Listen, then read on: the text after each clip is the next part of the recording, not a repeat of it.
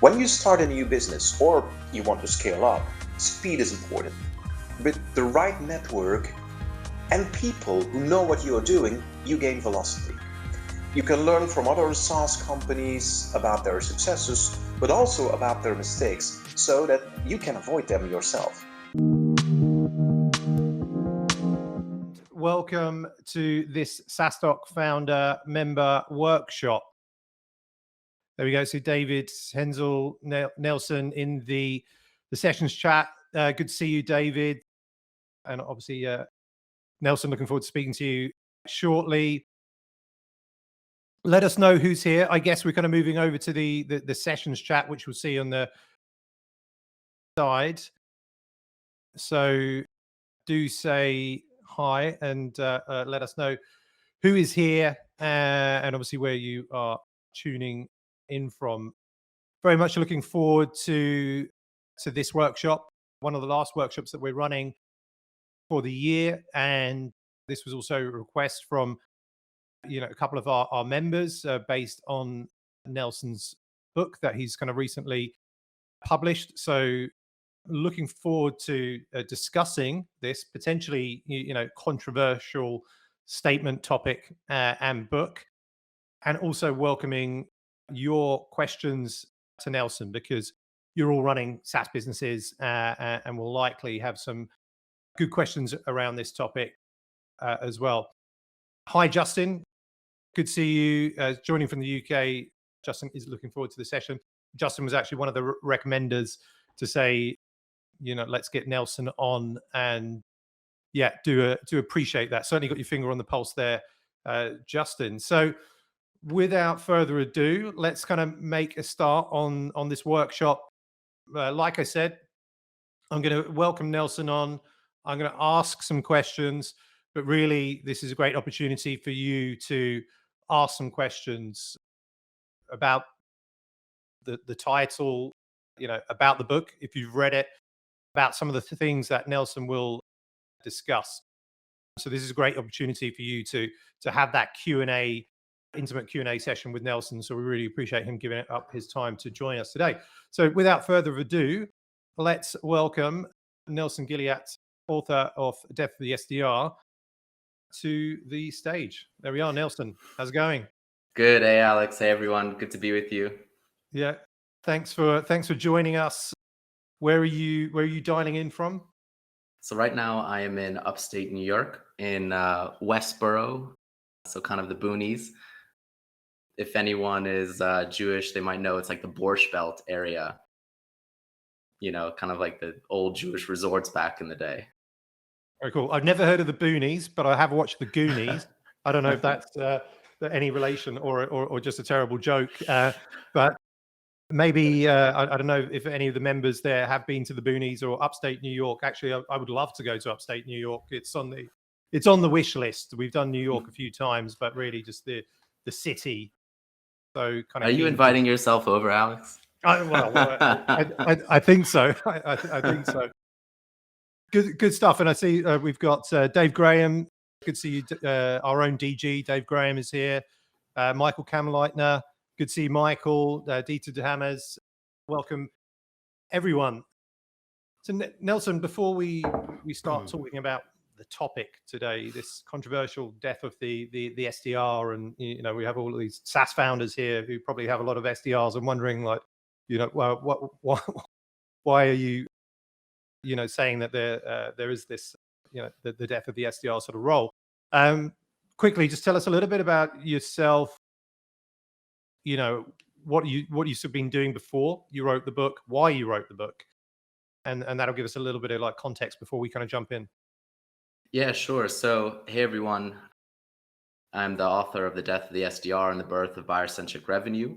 Published the book about 2 months ago.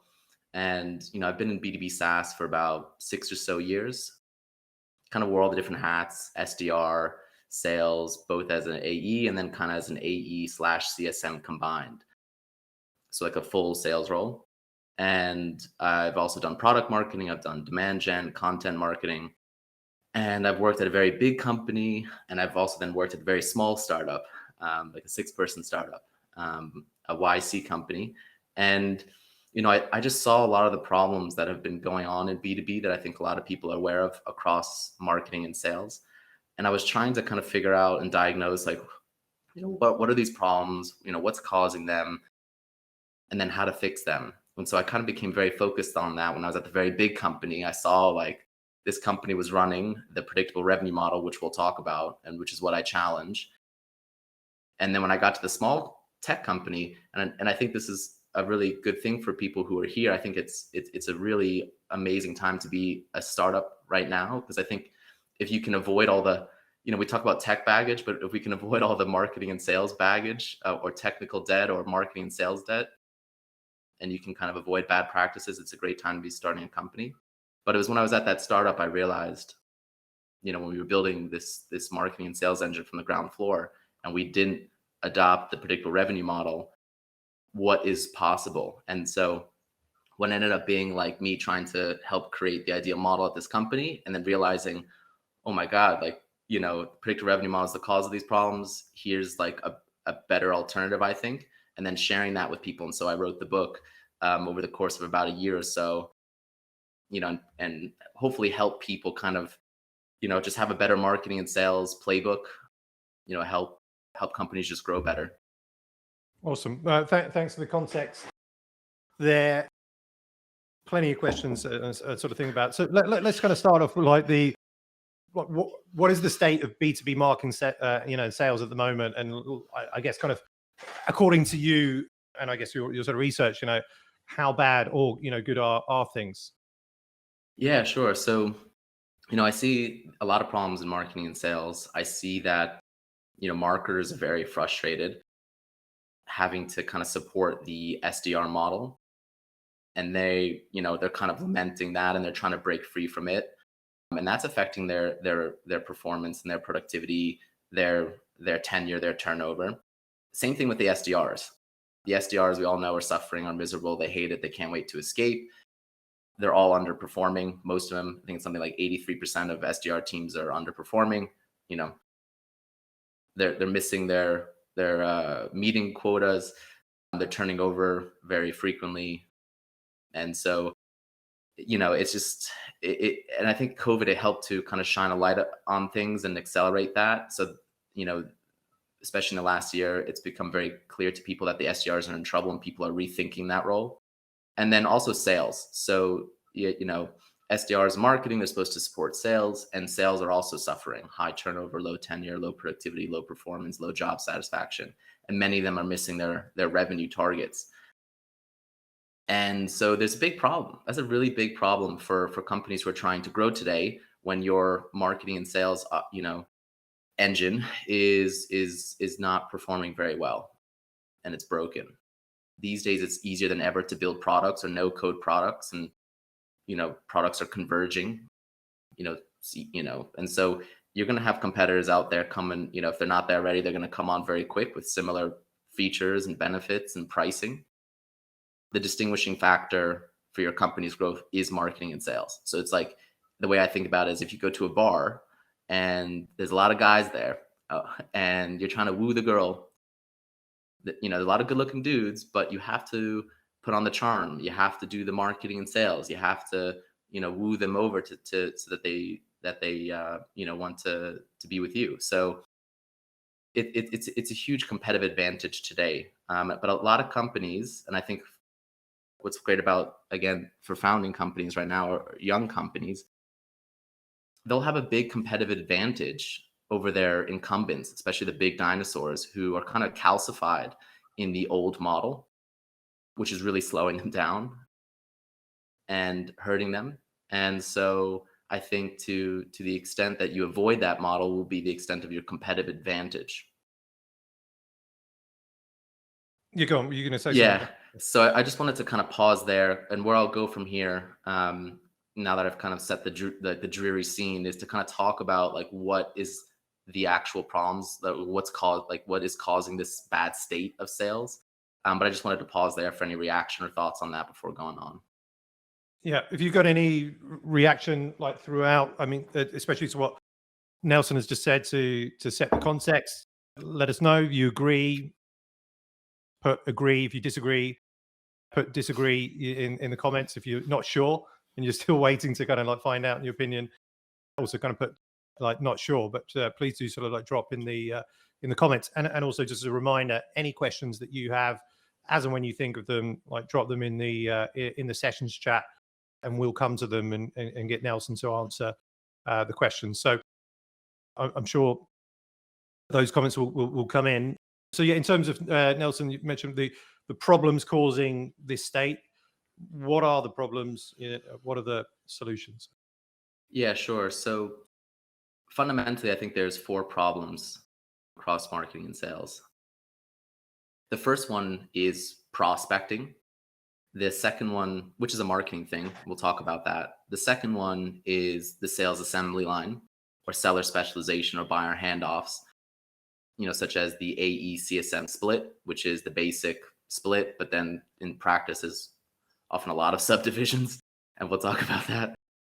And then there's also quotas and commissions. So, a lot of, most of these affect sales more, but particularly prospecting affects marketing more. Now, marketing and sales is a commercial unit who should be responsible together for revenue and pipeline.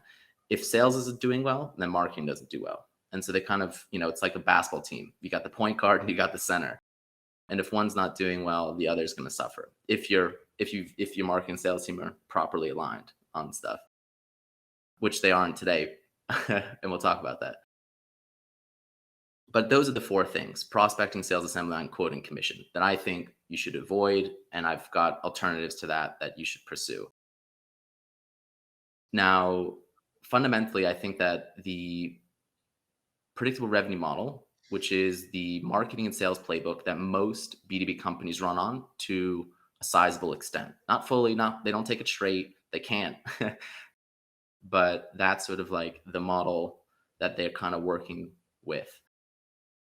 And that I think is responsible for prospecting and for the sales assembly line. Predictable revenue is not responsible for commission and quota. They've been around for a while. So I don't want to sully predictable revenue as being responsible for something bad that it's not responsible. So, but I do think that the predictable revenue model, which was again based on the late 90s, early 2000s, was when this kind of practice came about. And then Aaron Ross popularized it in his 2011 book, Predictable Revenue. And so all these companies, all these tech companies, whoa, Salesforce did it in the early 2000s. Like, let's do that. And that's, understandable to some extent.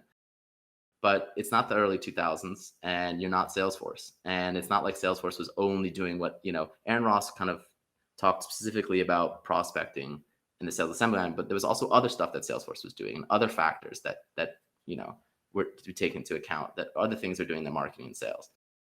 In any case, I think that in the past 20 or so years, we all know buyer preferences have changed and how they want to be marketed to and how they can buy. Technology has changed and what marketing can do nowadays has changed. Like social media wasn't around, this group wasn't around. A lot of the online Slack groups or channels or forums weren't around. So there's just so much podcasts, like these type of live events, they just weren't there. And so marketing was very limited in what it could do. And so basically what prospecting is I consider it's the worst kind of marketing. It's like really outdated, like marketing that sales used to do back in the day, when marketing just sort of really lacked the ability to kind of bring folks in the door. They said, hey, salespeople, go knock on doors, go call people in the phone book, do whatever to try to get folks. And so for me, prospecting is code word for the worst kind of marketing. And today that's telemarketing, email spam, and LinkedIn spam. It's just going out and hey, can I get 15 minutes? Can you get it? You want to speak to sales? You want to speak to sales? And so when predictable revenue came along and said, hey, sales used to do this, it's really inefficient and ineffective, and it's not a sales thing, it's a marketing thing. Let's create SDRs. Let's have, people do prospecting full time. And then that's when the SDR model came about. So you've got marketing, you've got SDRs, and then you've got sales. And any aspiring seller needs to first become an SDR and do that sort of grind. And so that's kind of like the history around prospecting. And so I see prospecting fundamentally as, it's it does more harm than good. I don't think a lot of companies realize how harmful prospecting and the SDRs are.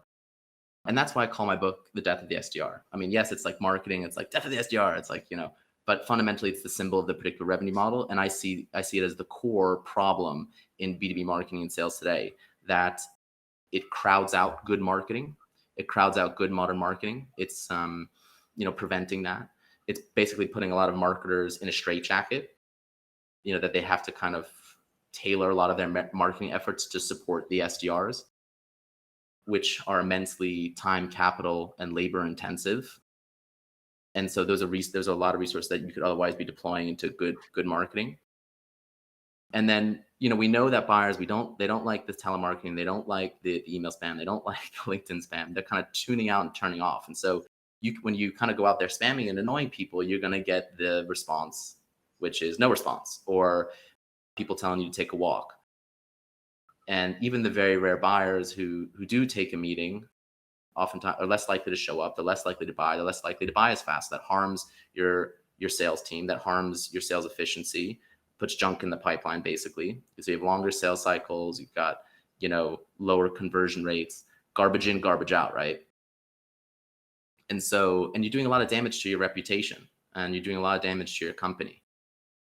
And so you don't want to be that person. And so I think ultimately, and we could talk about what good marketing looks like instead, and maybe someone will ask about that, and what does that look like maybe in a younger company versus an older company. But I think no matter which growth stage you're in, or who you're selling to, or how much your product or service costs, prospecting is net negative. It's net negative. And it's also, so I'll kind of pause there on prospecting. I didn't want to ramble on to the sales assembly line or quotas and commissions. I kind of want to, pause there for any reaction on that and see if you wanted to go deeper or have a reaction there. Yeah, let us know if you want to go deeper on prospecting and SDRs. There's a couple of questions there. Thanks, Wynan. I want to say Maya. I hope you got your pronunciation right. I'll ask these questions whilst we pause. So Wynand asks, do you have any suggestions on how to best name the AE CSM hybrid role? Preferably, we'd name it something that doesn't make sense, I guess, to the buyer to think that person is earning commissions. And he puts it in brackets there, commission breath. And then Wynand then also says, in your book, you mentioned rewarding these roles with a salary plus bonus instead of commissions. Any suggestions on what bonus should be based on and KPIs for this role in general? So two great questions there, which if you're happy to take now, we'll do that. I guess I've sort of asked them, and then we can go back to see if we want to go deeper into the prospecting and move on to the sales assembly line. Yeah. Hey, Vinan. And I would say that the question is how to best name the AE/CSM role. So we haven't talked about it yet, but I did mention briefly the sales assembly line, that I think that's bad, and we'll talk about that. But essentially, I think that you should combine the AE and the CSM role, that you should have one seller instead of two sellers. And I don't think it matters as much what you call it, but if your goal is to make the buyer aware that your seller isn't on commission, so that your seller is more likely to trust, the buyer is more likely to trust the seller, then let that be known on your website. And I think that's a kind of a competitive advantage. A lot of companies are moving away from commissions. We'll talk about that. And they are trying to make their buyers aware. It's like, hey, we've got non-commission sales rep. So like Tesla or Charles Schwab or Microchip Technology or Backblaze or Coltramp or Pluralsight. And so if that's your goal, it's not so much the name as it is just letting your buyers know maybe on the website. Now, and if it was up to me, I would just say it's sales. It's just a seller, or you can give it, whatever name you want. I think for the purposes, we'll talk, as the market shifts, the talent shifts, like if people adopt the single seller to, buyer model, which I advocate for, as opposed to these assembly line sellers, then, people will come up with all sorts of different names to kind of distinguish that from the AE CSM split.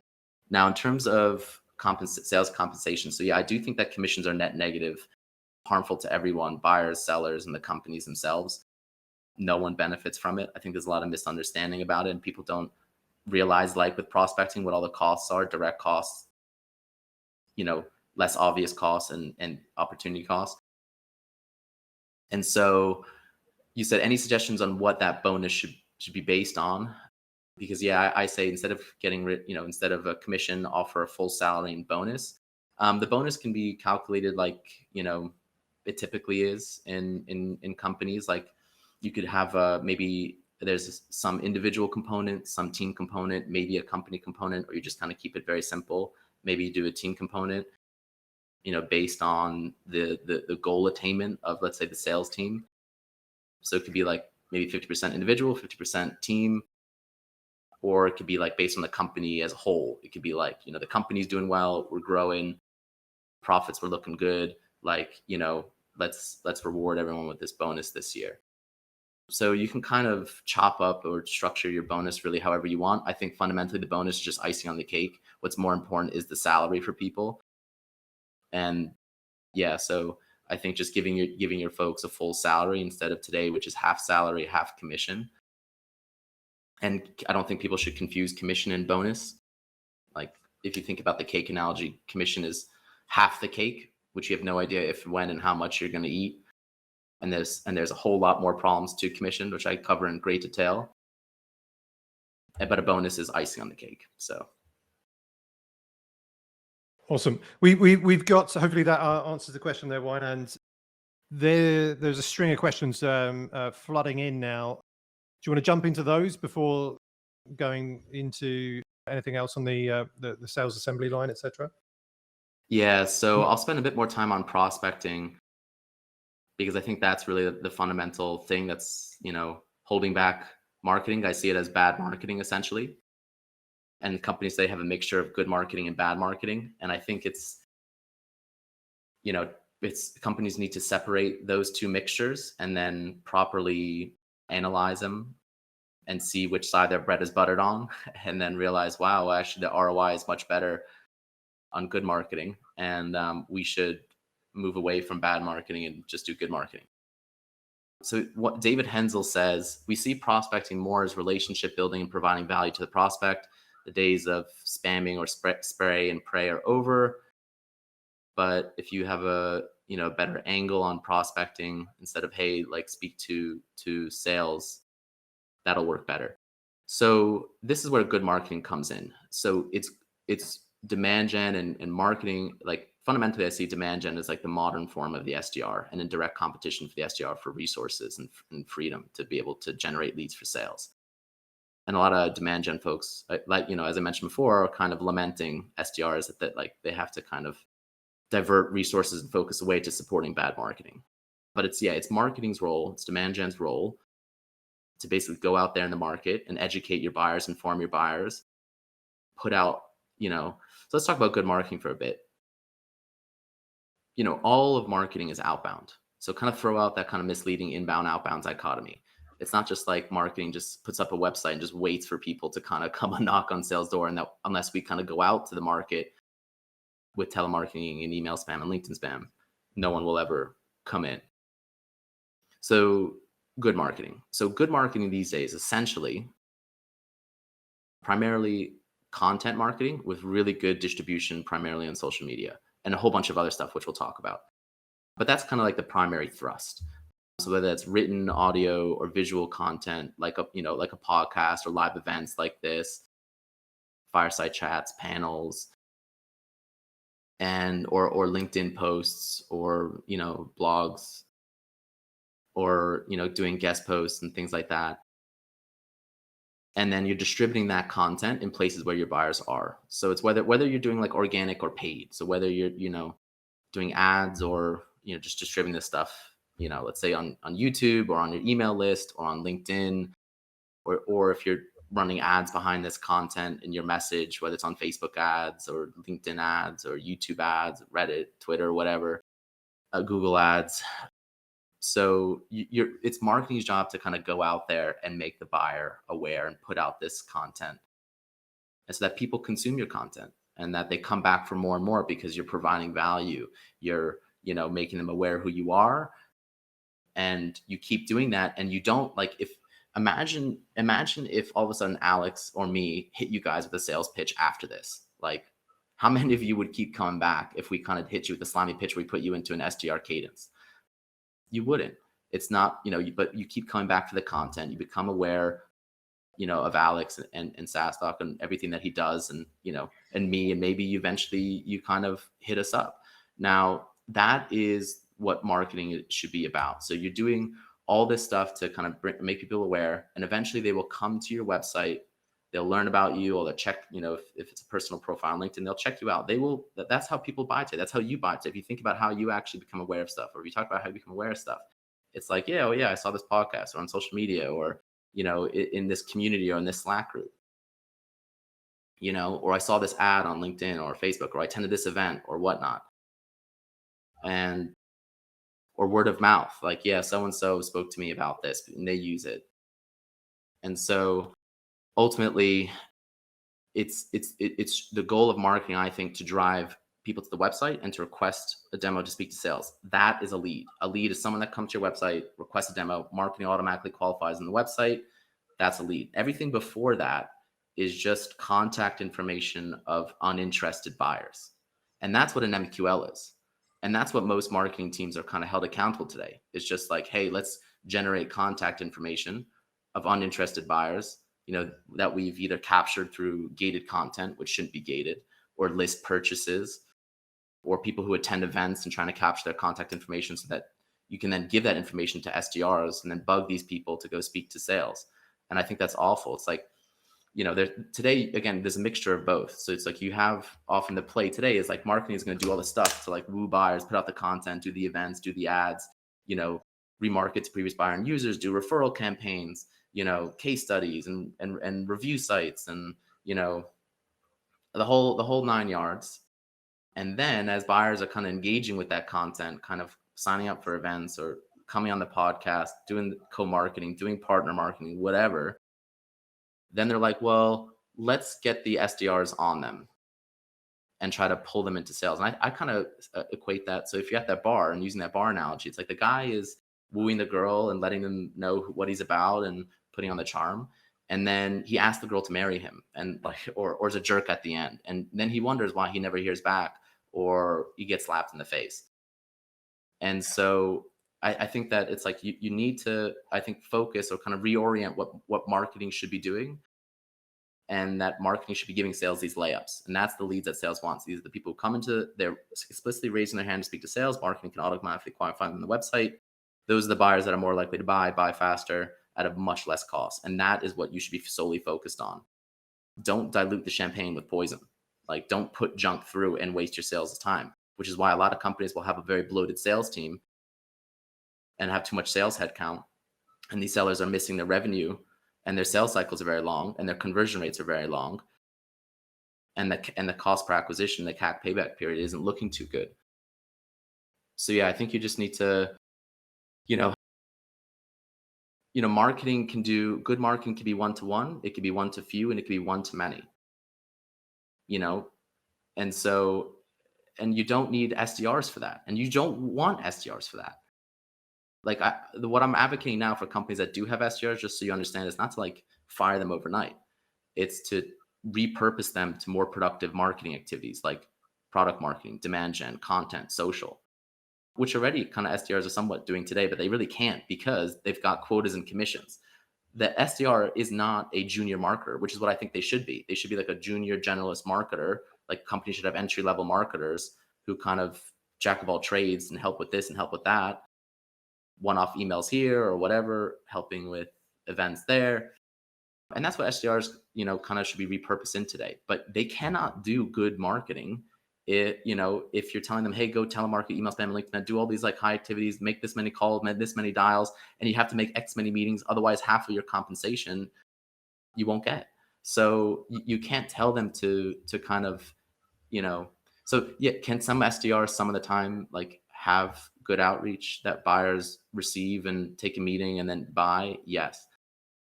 Compared to what is the big question. And is it worth it? And my answer is, when you take into the totality of everything, it's not, and it does more harm than good. So I'll pause there. So we have some more questions. What do you think, Alex? Yeah, definitely. it's super interesting. I kind of agree, but also like certainly, you know, there's some conflicts because you know on my side, but so we've had recently Chris Walker on from Refine Labs. Yeah, and yeah, very much obviously he's kind of all in as you can imagine on demand gen and building a very successful business in a short period of time by you know drinking his own champagne. It kind of links in, I guess, a kind of question here from Justin to what you said, and I guess kind of what Chris is doing, where Justin Halfpenny from Cadify, so he mentions for a new startup, demand generation, Chris Walker style, can take time to get working.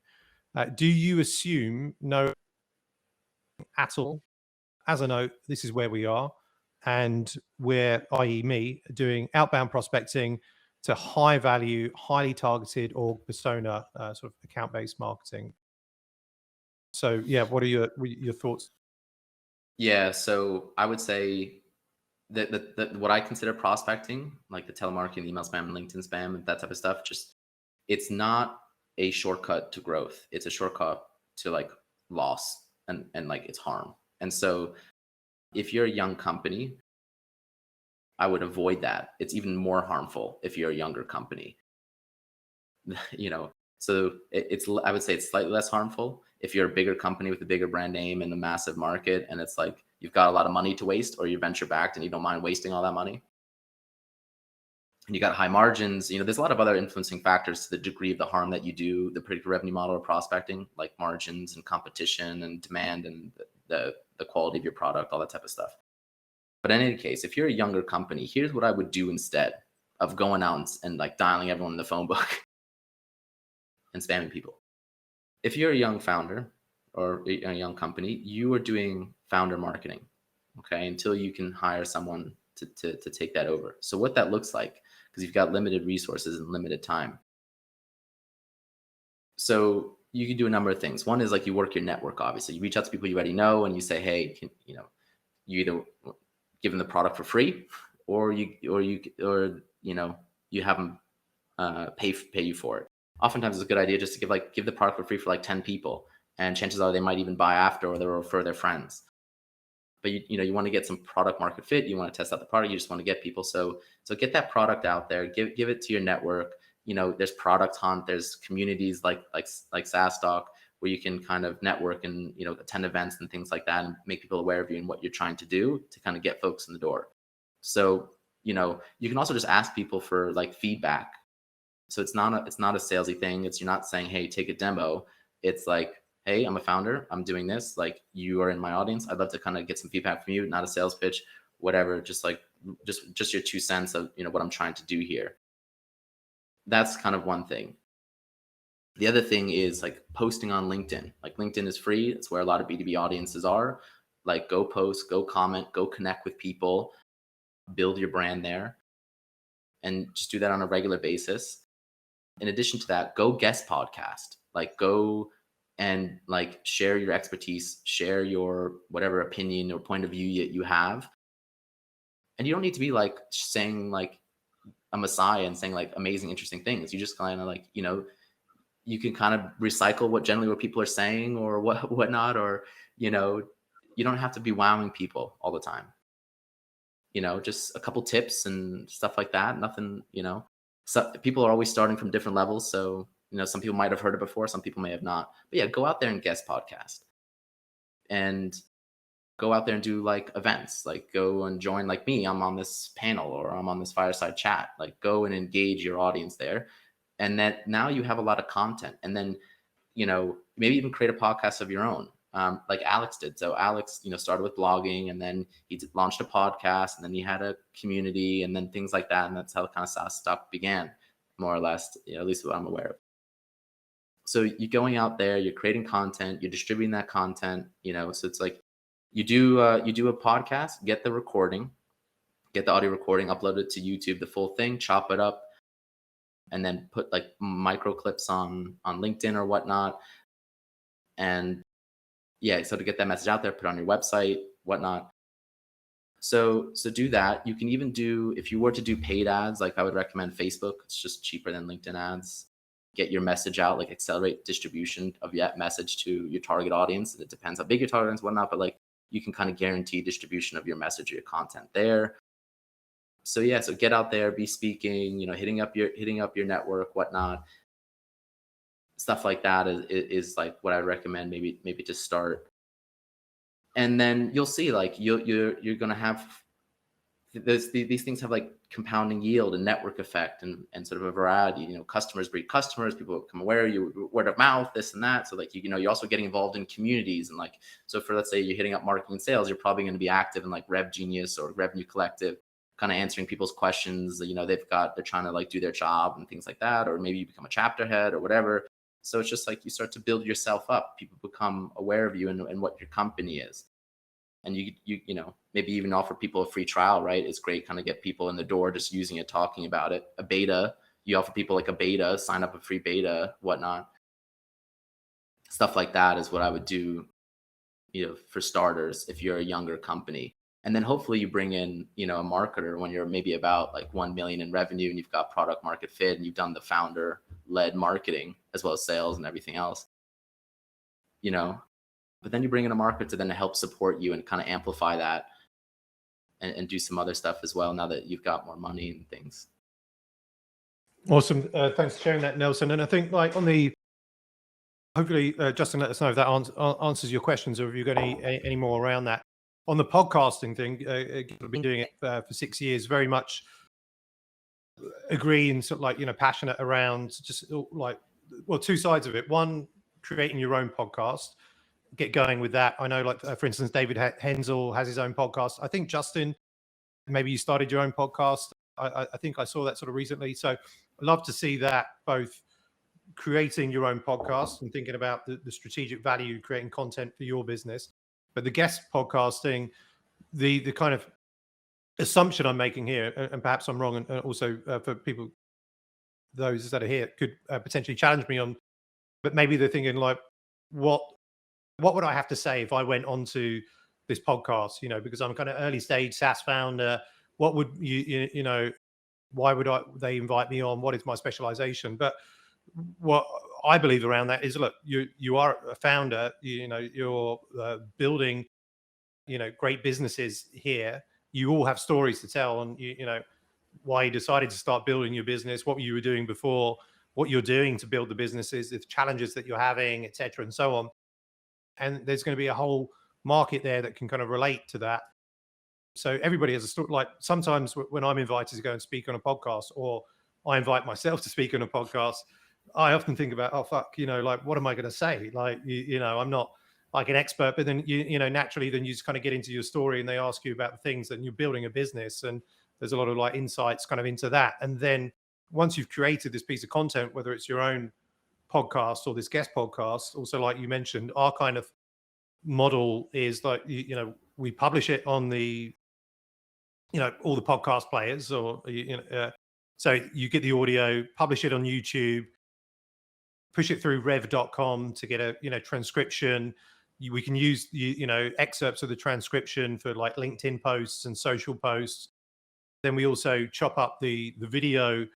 We recently, we started working with this company in Nepal who basically chops up all our videos for us for like dirt cheap.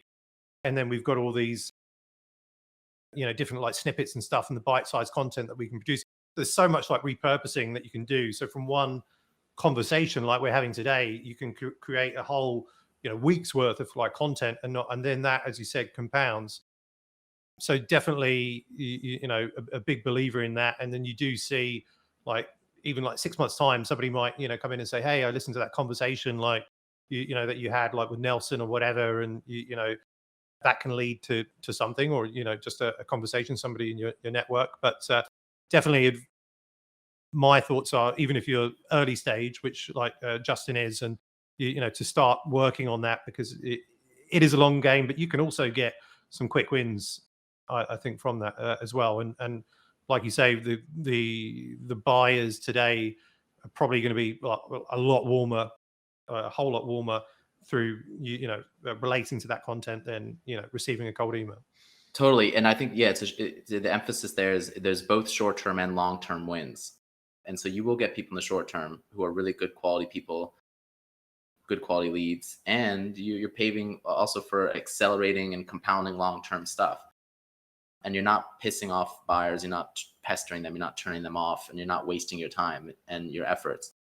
And you're also doing great product market fit feedback. So when you're doing a podcast, I highly recommend you do have your own podcast. You could just use Zoom, doesn't have to be fancy schmancy, recording thing. Invite the influencers, invite your target audience on, and do co-market. It's basically you're doing co-marketing with them. And then you also share that content with them so that they can then amplify that to their social networks and stuff like that. And it's like, think about right now, just content in social media. There's like this snowball content, that just gets bigger and bigger. And so, yeah. And then you're speaking to your audience. You're asking them the questions that, you can ask them whatever you want. You can ask them questions that, like, some of them that you kind of want to know to help you with your product and understanding, who your buyers and what they care about and stuff like that. And you will become an expert at the more and more you speak to people, as Alex probably has. He's become he's developed more and more expertise. So even if you're not the expert today, just kind of come up with some questions, some general questions. And then you start to develop your own point of view and your own expertise because you're consuming content and then therefore developing your own opinions. And then you become a thought leader. And that's kind of where it gets really spicy, where it's like when you start to be someone that other people look to for advice and like to level up, that's when your content really like drives up that consumption. But yeah, invite other people to co-create the content, invite your audience, invite influencers to do that kind of co-marketing type of stuff so that people keep coming for your content. And you're not scaring them away if they consume your content then with a cadence and stuff like that, or just like spamming them. Just keep delivering that type of value. Awesome. Conscious of time, and there's quite a few things that I think we still want to get on, and some questions from the audience, and a couple that I have as well. So I'll just quickly read through the audience ones here, and I'm not sure. So we got a question from Piet Boyk, who says, "Don't you need to bootstrap your environment? If you ask your customers what they want, they will refer to what they already know." And yeah, so I'm not sure. And then he just commented there that I think this is going to be very difficult for complex sales. Any comments around that, sort of, Nelson? Yeah, I'm not sure what he means, but I'll address the point about complex sales. So many people think that their sales is complex, but they actually just have bad marketing. And so it makes it very difficult for buyers to understand who you are, what you do, how much you cost, and stuff like that. So a lot of companies right now aren't giving, like, they will hide the information about their product behind sales. And so another thing I forgot to mention is your website. So like, just have a really good website where you put out your information there about who you are, what you do, why you do it, your pricing, your frequently asked questions, and put a demo recording, like everything that a buyer would want to know. Like, just try to give that to them up front. Like, don't try to hide it behind sales. So your website is your 24/7 seller. Just think about that. It's your 24/7 seller. So make sure it's really tasty. No, sometimes the things look the same on the outside of it. Okay. So what I would say is, to the extent, like, if your product is very complex versus when it's transactional, will kind of change your go-to-market, like, what your marketing sales strategy is. Like, are you just trying to enable buyer self-service to the extent desired and possible? And is there less like work that sales needs to do because it's just plug and play? And you don't need to kind of customize or like do a whole lengthy implementation like CRM software versus like a bolt-on that you just run a gun with. So kind of then depend, that will change. Like, do we do a freemium model? Do we do buyer self-service to some extent, where you can just hit the buy button on the website? Maybe you don't even need to speak to sales. I think there will be some companies that start to move in that direction. I'd like to see more of that, where it's just like, they don't necessarily need sales. They could just buy now. And I think that's kind of like so the ideal that people can kind of strive for to some extent. And in any case, so yeah, I would say that a lot of companies, even if they're selling into enterprise and they're selling complex products with big implementations and like massive deal sizes, you can dramatically improve your conversion rates, your sales cycles, just through good marketing and sales. And so I think just be aware that if under the current model, like, marketing is sort of incentivized and pressured to just put a lot of junk through the pipeline. And then, yeah, sales gets caught holding the bag, which is one reason why there's which is the big reason why there's marketing and sales misalignment. Marketing celebrates generating contact info of uninterested buyers, and sales is responsible for revenue. So, and sales is not performing very well. And so like you could, there's a lot of, and I think you mentioned Chris Walker from Refine Labs, and he's, helped a lot of companies go from like really long sales cycles, and they're selling expensive products and complex sales, or complex products, and these have to dramatically reduce sales cycles and conversion rates. So it's just better marketing and sales. Yeah. So yeah, there's a question there from another one from Wynand. So he said, do you believe attacking the old way of doing things like you do with your book title usually works well when positioning a B2B SaaS company? That's very common. So what Vinan is saying is like a lot of times in terms of positioning or messaging your product or service, you'll say, hey, the old way is dumb, here's the new way. And yeah, that's totally fine if it's true.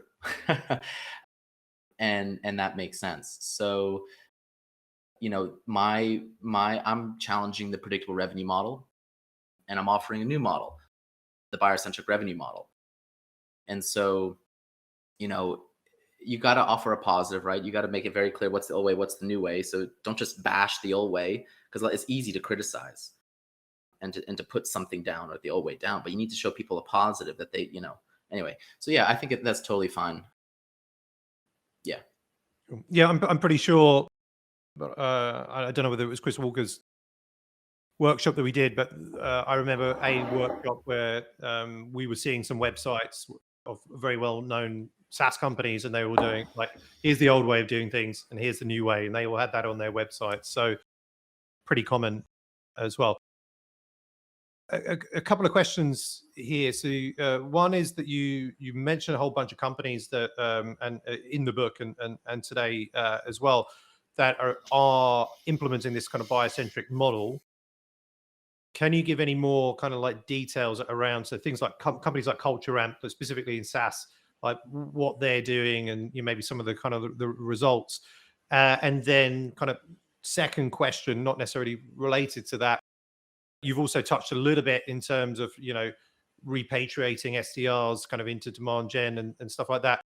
I guess kind of like if people were interested, if they're not already doing implementing buyer-centric revenue model, what are the steps that they can take to start doing it? So two questions, not quite tied together, but that's what's on my mind with the 13 minutes that we've got. Yeah, sure. Yeah, sure. So, I mentioned, basically companies will adopt different aspects, or have already adopted different aspects of the buyer centric revenue model, which again is get rid of prospecting, just do good marketing, do modern, demand gen, drive website demo requests to your website.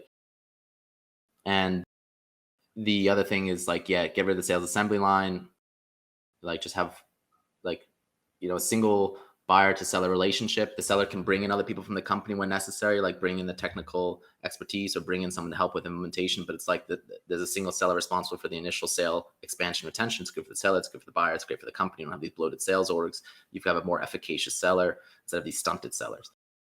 And that, you get rid of commissions, you replace that with a full salary and bonus, and then you get rid of kind of like the crappy quotas today, which are like these short-term quotas that are also again tied to your commission. And the attainment is publicly displayed on a dashboard, all that kind of crap.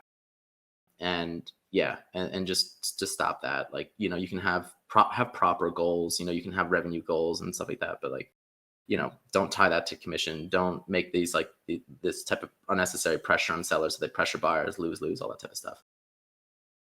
And then, so companies will adopt certain aspects of that to different extents. Not, there's no company to my knowledge yet that said that, yep, we chucked out the predictable revenue model and we are fully buyer-centric revenue model. Like I published my book maybe 2 months ago, and I'm learning. I'm going out to the market and I'm speaking to people to kind of learn what they're doing.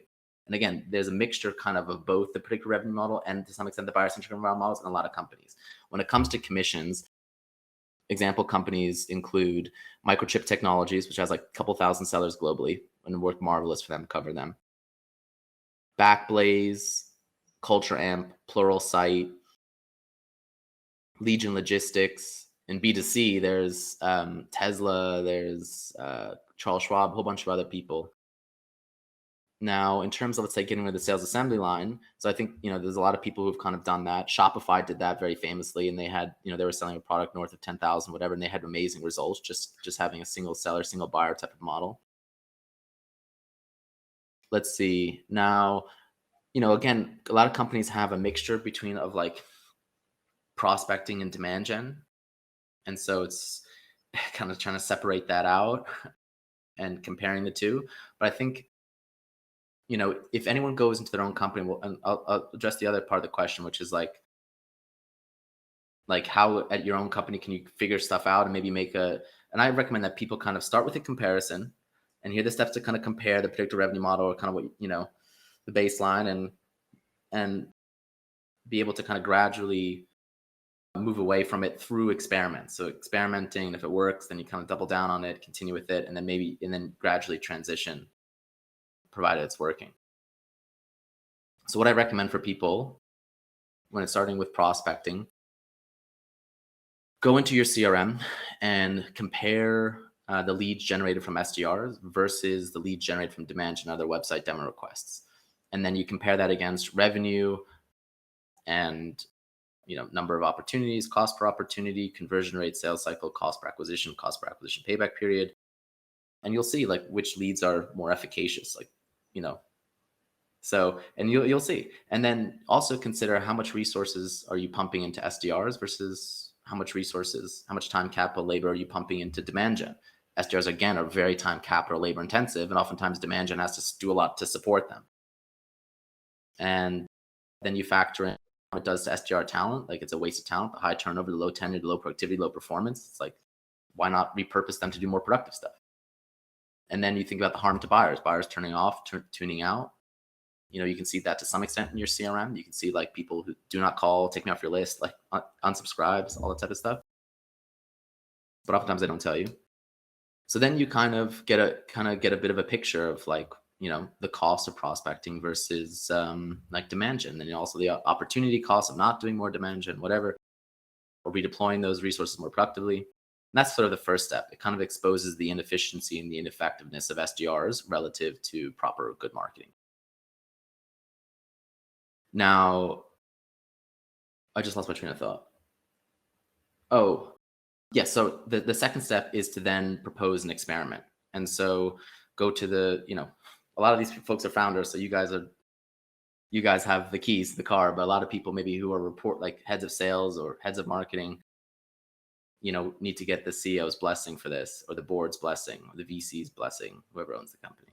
So just propose an experiment. Just say, hey, like here are the results of that analysis. I'd like to propose an experiment where we first automate inbound demo request qualification and demo scheduling right on the website, and we route those folks directly to sales. So basically kind of getting rid of the inbound SDRs and then repurposing those inbound SDRs to more productive marketing tasks like content, demand gen, social, whatever, product marketing. Just repurpose those SDRs, and during that time give them quota relief. And the SDRs will be thrilled. And then you'll see that works amazingly well. Those buyers will actually show up to the meeting. Those meetings will happen much faster, and those meetings will more likely to close. And much better buying experience than the whole SDR runaround. And then the second experiment to do is to gradually reduce prospecting by 25% increment. If you're doing X many telephone calls, X many emails, X many LinkedIn messages, just reduce that by 25% increments. Again, give quota relief and repurpose the SDRs to more productive marketing activities. And yeah, you're like redeploying those resources to, again, more productive marketing. And so again, and then track those measures over time: revenue, opportunities, conversion rates, sales cycle, cost per opportunity, CAC payback, things like that, to kind of see how you're performing. And you'll see that things will be improving. Your SDRs will be much happier for it. Your marketing team will be much happier for it. Your sales team will be much happier for it. And you'll get, marketing and sales efficiency. You'll have a really strong engine. Awesome. I've got two final questions for you, Nelson. One, do you think you're going to receive a Christmas card from Aaron Ross? And two, where can people find your book? Yeah, sure. So you know, I have tremendous respect for Aaron Ross and what he's achieved and what he's accomplished for the community. You know, he shared his model that worked to some extent for him 20 years ago, and to some extent has helped companies. You know, over time, I just think that has greatly diminished. Like, I think Acquia, however you pronounce them, the so-called darling child of the predictable revenue model, the CEO Tom Wentworth had a chat with Chris Walker the other day, and he said, like, yeah, in hindsight, the predictable revenue model and the SDRs held us back. Like, I think that held Acquia from going public. Like, you know, you know, so I would say Aaron's model influenced me. It helped me to kind of understand, like, you know, the world of B2B marketing and sales, and that helped influence my model. So, and I've exchanged a few messages with him, very cordial, very professional, very respectful, and I give him a tribute in my book. So all respects to Aaron and his great team at Predictable Revenue, the consulting firm that he founded.